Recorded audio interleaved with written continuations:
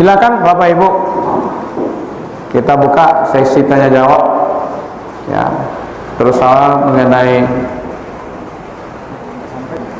enggak apa-apa ya. Ibu-ibu, saya mau bertanya, tadi ada pertanyaan. Baik. Pertama dari Allah, pertanyaan beliau, bagaimana mengisi Ramadan itu ketika itikaf? Apa yang diisi ketika itikaf? Yang kedua, tolong sampaikan atau kasih tahu kami kembali tentang bagaimana tentang zakat fitrah. Dan yang ketiga, banyak pertanyaan tadi. Yang ketiga, jikalau ibu-ibu sedang masak gulai, katanya, kalau dicicip di lidah saja, apakah itu membatalkan puasa atau tidak? Di fikih kontemporer. Baik. Yang keempat, jika ada apa-apa juga tadi yang merokok, katanya, boleh tidak merokok ketika bulan puasa? Padahal kita hanya mengisap asapnya saja, maka batal atau tidak? Gitu. Mungkin itu 4 pertanyaan di IPAD tadi. Silakan kalau ada ibu-ibu yang lain, kalau Bapak. Baik. Kalau kita jawab ini dulu, Ustaz. Ya, kita mulai dari itikaf dulu ya. Baik. Itikaf itu dalam bahasa kitanya menetap. Ya. Menetapkan, wakaf. Sama dengan orang wukuf. Wukuf itu kan menetap di situ. Ya. Jadi kalau Bapak Ibu ada namanya itikaf, secara niat tadi masuk ke masjid, awal masuk tadi lalu berniat itikaf, maka Allah akan memberi pahala itikaf. Ada itikaf yang Ramadan, itu 10 hari yang terakhir, jadi menetap kita di situ. Ada yang reguler, ada yang betul-betul itikaf itu mempenjarakan dirinya di masjid. Jadi kalau sabana-bana itikaf, Pak, putuskan hubungan di luar sana. Itu yang itikaf. Kalau itikaf yang sekarang ini banyak yang dia itikaf di masjid, tapi bisnisnya jalan terus, Pak. WA-nya jalan, instruksinya jalan, itu berarti badannya saja di masaji. Iya kan? Dia memang tidak keluar, Pak, tapi seluruh bisnisnya jalan semua. Dulu masa Nabi itu yang itikaf itu dia tidak keluar dari masjid kecuali kebutuhan yang mendesak. Sampai-sampai basike rambut Nabi itu mengeluarkan kepalanya dari jendela masjid, lalu disisir oleh Aisyah, karena Nabi sedang beritikaf. Nabi 9 kali berpuasa, 9 tahun, karena puasa itu diwajibkan tahun kedua. Dari 9 itu, Pak, 8 kali itu 10 hari terakhir. Puasa yang terakhir itu 20 hari. Keluar dari masjid itu memang kebutuhan buang hajat, mandi, kalau ada yang meninggal, seperti itu. Itu yang itikaf yang Rasulullah. Nah, kita mungkin tidak sampai seperti itu. Setiap waktu masuk ke masjid niatkan itikaf. Mau 1 jam, mau 2 jam, mau setengah hari. Maka itu ada orang yang itikaf mulai habis sholat malam, besok pagi sahur pulang, selesai. Jadi semalam saja dia itikaf. Lalu apa yang kita isi? Isilah dengan baca Quran, ya kan?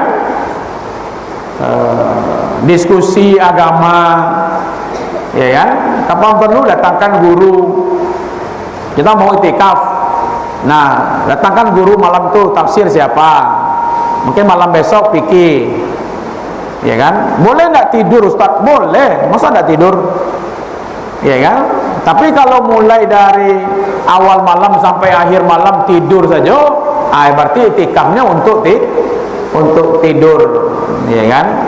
Jadi amalannya baca Quran, berzikir, berdoa, Boleh nggak salat sunat malamnya? Boleh, Pak. Iya kan? Boleh. Kalau sudah sholat di masjid bersama jemaah, masuk witir, lalu malamnya kalau mau sholat lagi, ya kan? Boleh. Tapi jangan ditutup dengan witir, karena la witrani fil lail, tidak ada witir 2 kali satu malam. Tapi kalau memang mau nanti sholat malamnya berjamaah, ya tidak usah ikut sholat berjamaah di waktu awal malam. Jadi nanti tengah malamnya baru beritikaf, ya.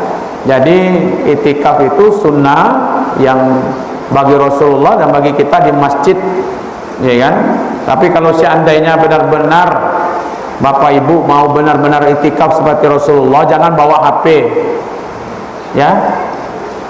Jangan bawa HP ke dalam masjid. Putuskan hubungan dengan dunia luar, kusuk di dalam masjid. Namun tidak tahu Bapak Ibu-ibu kenapa sekarang ini kita tidak diizinkan ke Makkah. Mungkin salah satunya bukan corona, Pak, karena terlalu banyak orang pergi ke Makkah hanya selfie membelakang ke Ka'bah. Kok Ka'bah di belakangnya, Pak? Hanya foto-foto itu. Ya kan? Kadang-kadang banyak yang seperti itu, padahal Ka'bah itu adalah tempat yang mulia, tapi kadang-kadang lebih banyak, ya kan, untuk wisatanya dibanding ibadahnya, gitu. Itu itikaf. Yang kedua, Ustaz, zakat fitrah. Ya, kan ada begini, ada sedekah. Ada sedekah itu bahasa kitanya apa? Pemberian. Jadi bersedekah itu adalah berbagi. Ada sedekah yang wajib, namanya zakat. Tapi ada juga sedekah yang sunat, seperti infak, wakaf, ya kan? Nah, zakat yang wajib itu ada 2.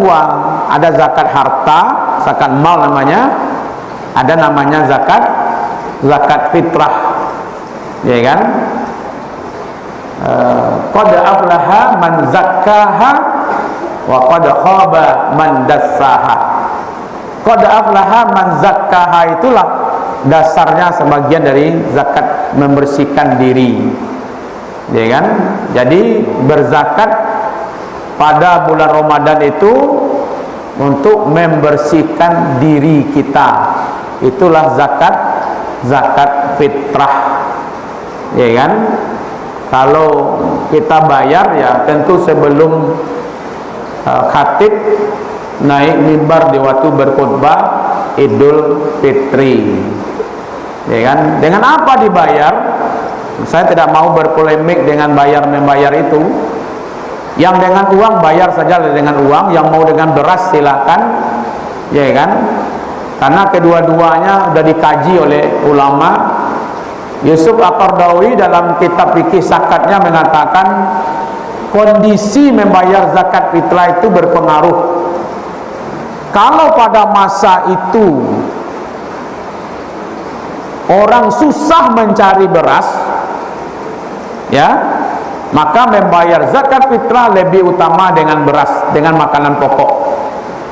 Tapi pada masa itu berasnya melimpah, makan pokoknya melimpah, maka yang susahnya untuk makannya itu, membali sambanyo, berhari rayanya itu susah, maka itu lebih utama bayar dengan uang.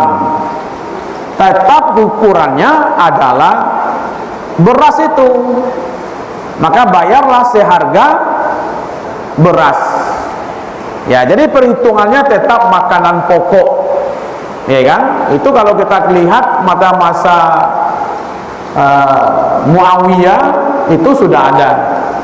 Ya, Umar bin Abdul Aziz itu mengambil gaji karyawannya untuk membayar zakat fitrah. Jadi boleh dengan uang, tapi hitungannya adalah makanan pokok, atau mau bayar beras langsung juga silakan. Yang tidak boleh apa? Indak membayar, itu yang tidak boleh. Ya kan, gara-gara ribui Ini katanya dengan uang, ini kata dengan beras, akhirnya tidak nyoba iya kan. Nah silakan Bapak Ibu. Itu yang kedua. Yang ketiga, oh nyicip gulai boleh enggak? Kalau hanya merasakan di lidah itu dibolehkan, tapi dibuang. Cuman masalahnya rasa ini, ya kan? Rasa ini nanti masuk dia ke dalam, ya kan? Makanya jangan bermain-main, ya, jangan bermain-main dengan hal seperti itu. Kok lewat ke dalam bagi kironya masih singgah aja di lidah raso-raso aja tapi kan. Nah, ini bermain api namanya, ya kan? Maka itu jagalah, ya kan? Jangan membawa, kehati-hatian itu penting. Kalau biasanya berkumur-kumur, kalau di luar Ramadan berkumur-kumurnya itu diambil lalu dibuang. Tapi dalam Ramadan berkumur-kumurnya itu ke bawah, Pak. Nah, gitu. Supaya jangan masuk. Jadi kalau ibu letakkan di lidah lalu dibuang, kira masih tinggal di situ, mengulek-nguleknya sudah itu kan. Nah, ini hati-hati, ya kan? Tapi kalau suntik vaksin nampaknya ulama sepakat, ya, untuk apa? Suntik apa ini sekarang? Vaksin ya, vaksinasi itu sudah ada fatwa MUI menyuntik vaksin pada hari berpuasa tidak membatalkan puasa, ya. Baik, itu yang keempat. Jangankan merokok di bulan puasa, merokok di luar puasa saja hukumnya haram, ya. Jangankan merokok di bulan Ramadan, di luar Ramadan saja haram hukumnya. Maka itu jangan sediakan rokok asbak di masjid, Pak. Orang mengaji di masjid yang disebar tu Al-Quran, adinyo yang mengaji yang ditebar asbak rokok. Ibu-ibu, bapak-bapak, saya ingin katakan sebegini. Indonesia sekarang ini seperti ini gara-gara kita banyak miskin, Pak. Orang bermain harta sekarang ini, Pak. Partai dibeli semuanya, orang dibeli semuanya, Pak. Kalau dulu orang dagangnya apa? Dagang sawit, Pak. Dagang emas. Kalau sekarang ini dagang pejabat. Kalau Bapak punya PT banyak, uang banyak, bisa beli semuanya. Nah, siapa yang kaya di Indonesia ini?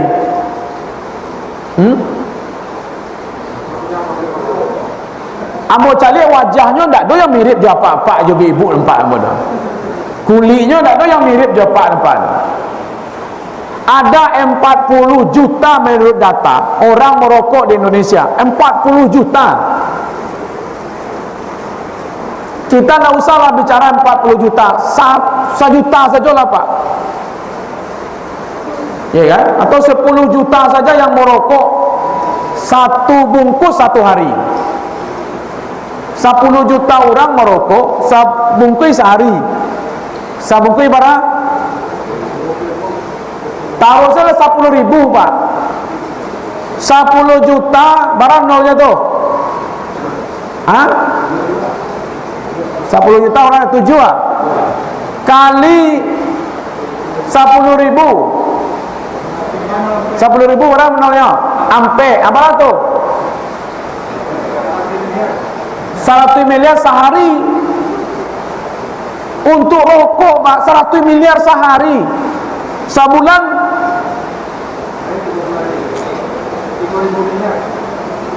3 triliun kan. Makanya orang nomor 1, nomor 2, nomor 3, nomor 4 itu orang kaya, orang yang pro punya pabrik rokok. Jadi kalau seandainya ingin memperjuangkan Islam saja, Pak, maulah saya ingin memperjuangkan Islam, Ustaz, berhenti saja merokok, selesai, mah. Berhenti saja Islam kok merokok, Pak. Tumbang itu orang-orang kaya itu semuanya itu. Iya kan? Nah, tidak usah ditanyakan, Pak, hukumnya merokok, Ustaz, ya, nah. Jangankan puasa, Pak, iya kan? Kalau ada, mohon maaf, kalau ada bapak merokok, kalau ada yang menganggap merokok itu baik, suruh bayi anak-anaknya merokok.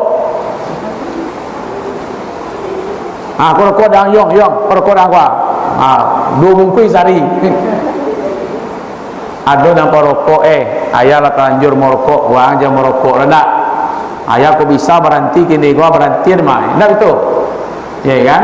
Nah, janganlah apalagi sedang berpuasa ya. Dikecet tak bisa berhenti merokok, tidak mungkin Pak.